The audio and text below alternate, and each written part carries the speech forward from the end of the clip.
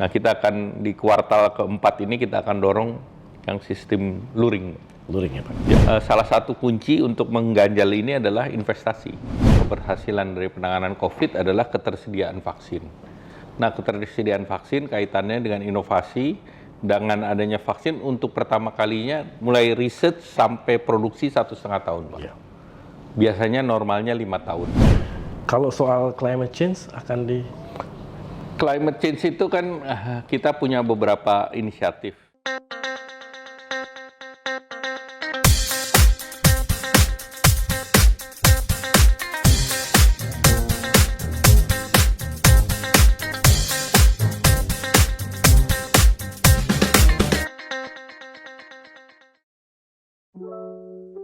Sobat Trade Merdeka, sekarang ini saya sedang bersama Menko Perekonomian Republik Indonesia, Bapak Airlangga Hartarto. Apa kabar Pak Airlangga? Baik Pak Kiki, Alhamdulillah sehat. Ya. Pak Menko, ekonomi global sekarang ini sedang menghadapi tekanan hebat, bahkan cenderung terseok-seok. Kita berhasil melewati masa-masa sulit akibat tekanan ekonomi global, sehingga kita mampu mentorehkan prestasi dalam tanda kutip pertumbuhan ekonomi kita 5,44% di kuartal kedua. Kira-kira ke depan ini cara kita menghadapi tekanan yang hebat ini bagaimana? Terutama karena juga sekarang ini terjadi krisis pangan dan energi akibat perang Ukraina Rusia. Silakan Pak. Pertama, penanganan COVID kita itu menjadi kunci keberhasilan pemulihan ekonomi. Dan Bapak Presiden membentuk komite penanganan COVID dan pemulihan ekonomi itu menjadi kunci keberhasilan baik dari penanganan COVID maupun pemulihan ekonomi. Nah, penanganan COVID kita relatif menjadi 5 terbaik dibandingkan yang lain. Dan kebijakan PPKM Mikro terbukti micromanagement plus gotong royong di akar rumput itu menjadi ketahanan kesehatan kita. Tentu melibatkan TNI Polri. Dan yang kedua, terkait dengan perekonomian, kita tidak melakukan lockdown total. Jadi kebijakan gas dan rem menyeimbangkan antara kesehatan, kehidupan, dan penghidupan ini yang menjadi penting. Karena negara kita income per kapita di bawah 4.000. Banyak masyarakat yang income-nya daily atau weekly. Sehingga dengan demikian, dengan tidak melakukan lockdown, aktivitas ekonomi tetap berjalan dan Indonesia tetap masuk di dalam supply chain dunia. Nah, itu yang mendorong engine kita terus berjalan. Nah, 5,44 itu dicapai dengan pulihnya konsumsi ke 52%. Nah, ke depan tantangan kita sering sebut sebagai the perfect storm. COVID belum selesai, kita tahu di Amerika masih di atas 100.000, di Eropa juga di atas 90.000, di Jepang juga di atas 200.000. Kemudian yang kedua, kita bicara mengenai konflik, di mana konflik itu transmisinya tidak langsung karena bagi kita epicentrumnya bagi Indonesia agak jauh, tetapi yang transmisi langsung adalah harga energi maupun harga pangan. Nah, energi dan pangan itu di satu segi memberikan windfall kepada Indonesia. Nah, Indonesia sendiri punya ketahanan pangan dari produksi beras yang cukup bagus dalam 3 tahun terakhir di sekitar 31 juta. Nah, sehingga kita ketahanan pangan kita bisa jaga. Energi, kita punya APBN yang bisa sebagai shock absorber. Nah, inilah yang menjadi kunci sampai akhir tahun relatif pertumbuhan 5,2 ini kita bisa capai. Kemudian tingkat inflasi yang sekarang 4,9.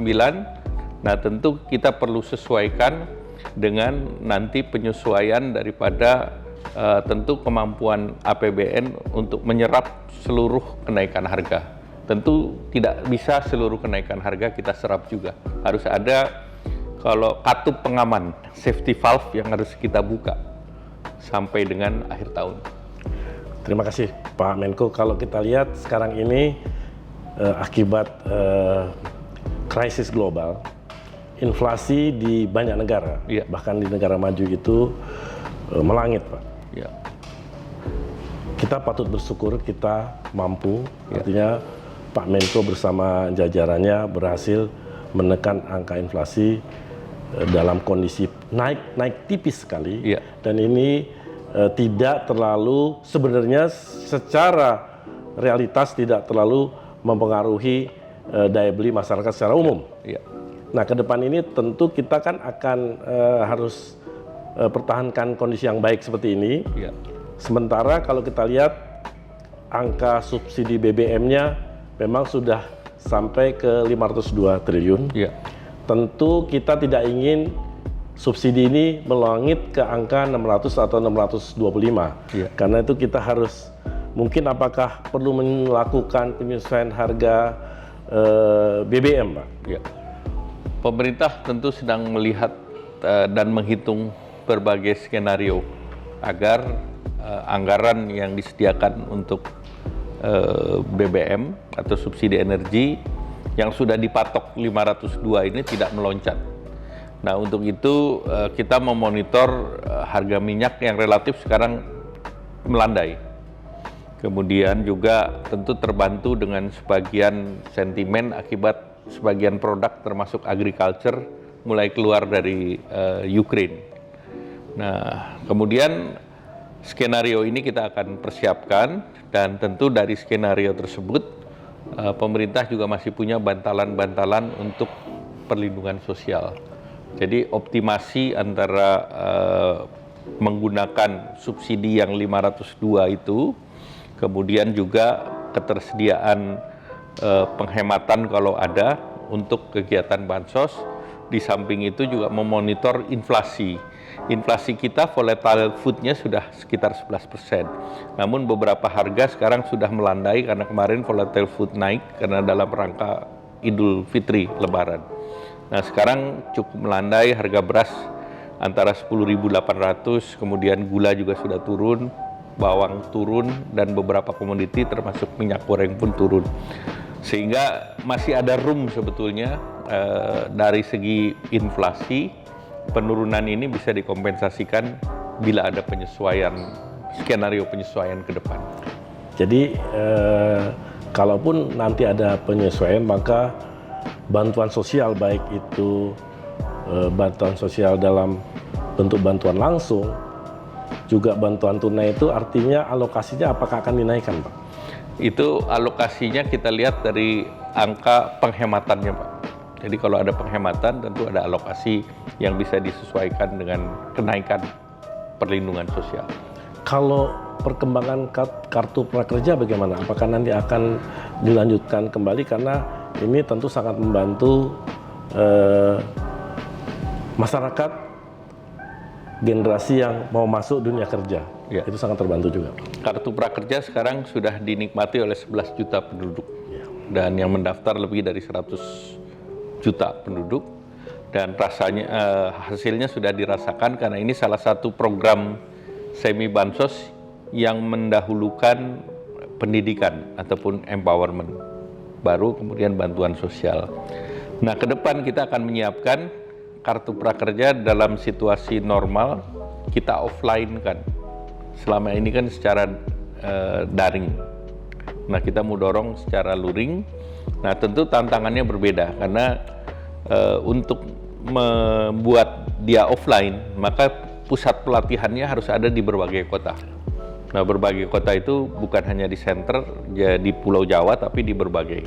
Nah, masalah akreditasi dan pola kita sedang coba. Nah, kita akan di kuartal keempat ini kita akan dorong yang sistem luring. Luring ya, Pak? Ya. Terus kedua, soal dana pemulihan ekonomi nasional atau Ya. PEN. Apakah untuk tahun depan ini akan diadakan juga, Pak? Sekarang ini perlindungan sosial melalui pemulihan ekonomi itu kan basisnya Undang-Undang Nomor 2 Tahun 2020. Ya. Di mana di situ ada pemulihan ekonomi, maka dan juga dikaitkan dengan defisit yang dilebarkan dari 3%. Nah, tahun depan itu Undang-Undang 22 ini berakhir. Ya. Nah, dengan berakhirnya Undang-Undang 2022, maka program PEN pun berakhir. Ya. Tetapi program PEN tahun ini kita sudah bagi menjadi 3 klaster, yaitu penanganan kesehatan, kemudian perlindungan masyarakat, dan pemberdayaan UMKM. Nah, ini akan masuk ke program reguler dari kementerian masing-masing. Jadi masalah kesehatan masuk ke Kementerian Kesehatan, masalah perlindungan sosial di Kementerian Sosial dan beberapa kementerian teknis lainnya, masalah UMKM masuk ke koperasi dan kementerian lainnya juga. Tapi dengan pembuatan khusus ada intervensi Pak yang lebih khusus untuk hal-hal yang mendesak perlu dilakukan pemerintah dalam membantu supaya masyarakatnya harkat dan martabat kualitas hidupnya tetap seperti sekarang ini Pak. Ya, itu dimasuk dalam program Perlinsos dari Kemensos. Kita kan ada beberapa program dan data sedang dimutakhirkan. Demikian pula kita masih punya program untuk penanggulangan kemiskinan ekstrim. Nah, ini ditargetkan di 2024 kan near zero, mendekati nol. Jadi program tersebut tetap berjalan. Dengan task force khusus di bawah Tidak Bapak? dengan task force khusus, tapi KL langsung. Jadi ada program padat karya misalnya di Kementerian PUPera, kemudian ada program pemberdayaan UKM di koperasi, kemudian ada program industri kecil menengah di perindustrian. Demikian pula program-program lain kembali kepada struktur KL masing-masing. Artinya dengan kondisi seperti ini, Pak Menko tetap yakin kita punya komoditi, tentu ini adalah keunggulan kita. Ya. Kita punya mineral, kita punya batu bara dan lain-lain. Yang diharapkan ini bisa menutup kekurangan-kekurangan kalau kita menggunakan, tadi kan subsidi masih perlu, subsidi pupuk masih perlu, terus bantuan sosial apakah nanti dengan kondisi kita punya komoditi ini yang jadi andalan, kita masih bisa tahun depan tumbuh seperti sekarang, Pak?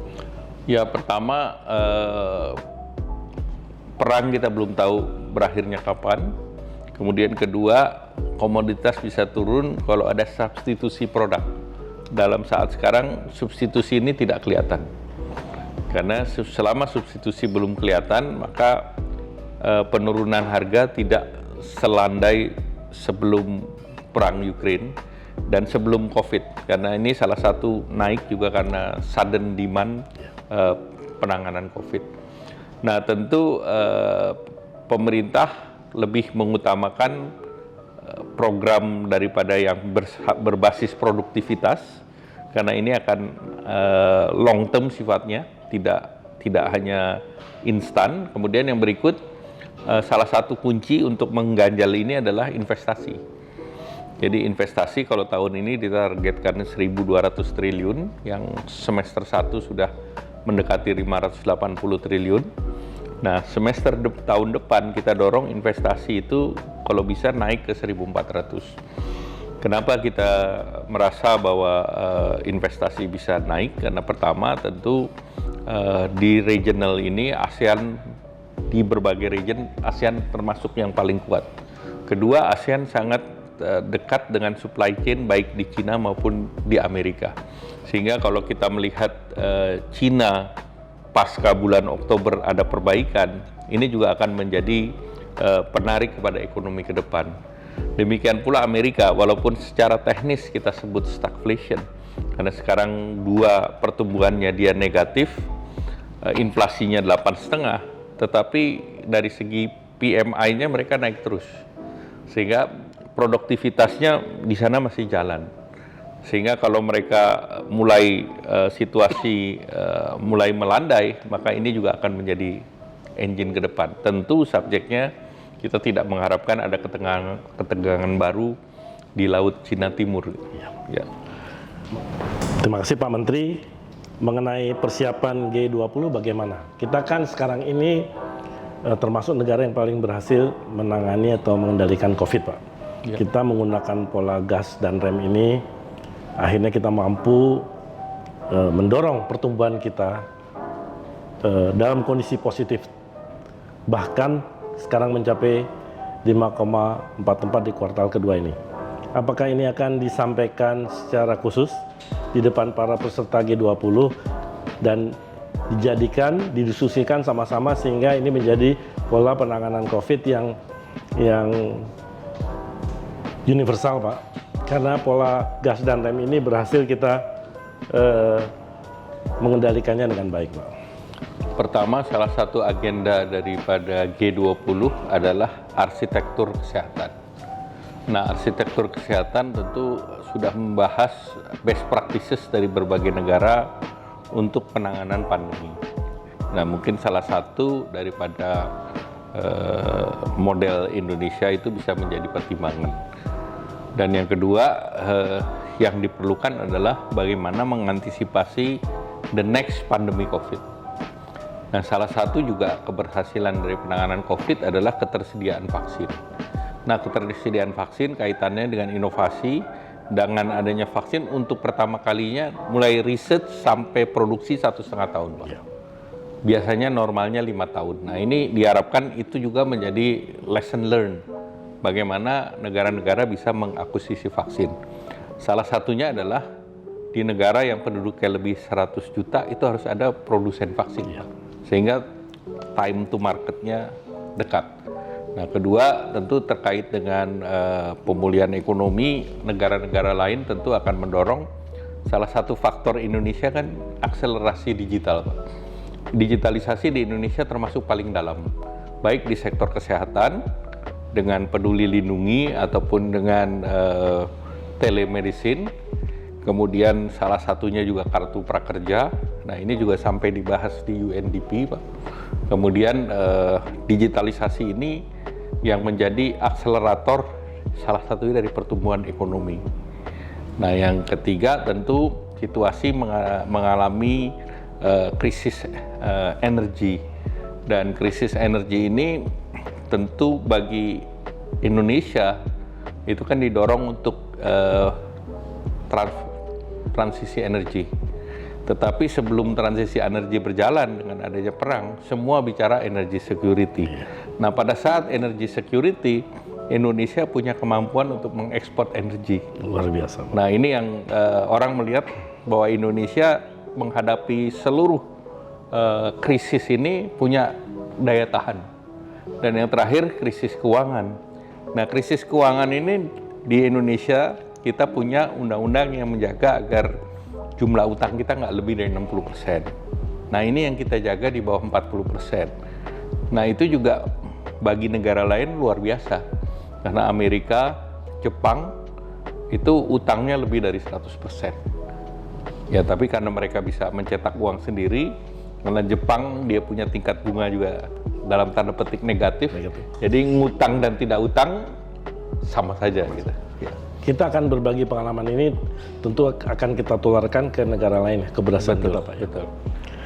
Kalau soal climate change Climate change itu kan kita punya beberapa inisiatif. Salah satu yang kita persiapkan dan dianggap kita punya juga keunggulan komparatif dan kompetitif itu di pembangkit listrik tenaga surya. Karena kita di Katulistiwa, plus kita punya lahan luas, plus kita negara kepulauan, kita punya banyak danau, bendung, dan juga laut, sehingga untuk membangun PLTS tanpa pembebasan lahan, itu akan menjadi cost kompetitif. Nah, ini yang didorong. Yang kedua, kita punya hydro yang luar biasa. Walaupun ini sifatnya jangka panjang, 7-10 tahun. Seperti di Kaltara yang potensinya bisa lebih dari 12 gigawatt. Potensi besar sekali. Potensinya besar sekali. Jadi tantangan berikut adalah bagaimana kita membangun infrastruktur energi. Karena jumlah source daripada hydro bukan di tempat demand yang besar. Kuncinya menjadi satu, apakah kita create new demand dengan create new industry. Nah, itu yang kita sedang bangun di Kalimantan Utara, atau membuat transmisi ditarik ke Jawa. Nah, ini yang kita sedang siapkan. Jadi kita optimis akan pulih lebih cepat, bangkit lebih kuat, Pak, ya? Pulih lebih cepat, bangkit lebih kuat. Pulih lebih cepat, bangkit lebih kuat. Iya. Terima kasih para Sobat Red Merdeka telah mengikuti bincang-bincang saya dengan Menko Perekonomian Bapak Erlangga Hartarto. Salam sehat. Wassalamualaikum warahmatullahi wabarakatuh. Waalaikumsalam warahmatullahi wabarakatuh.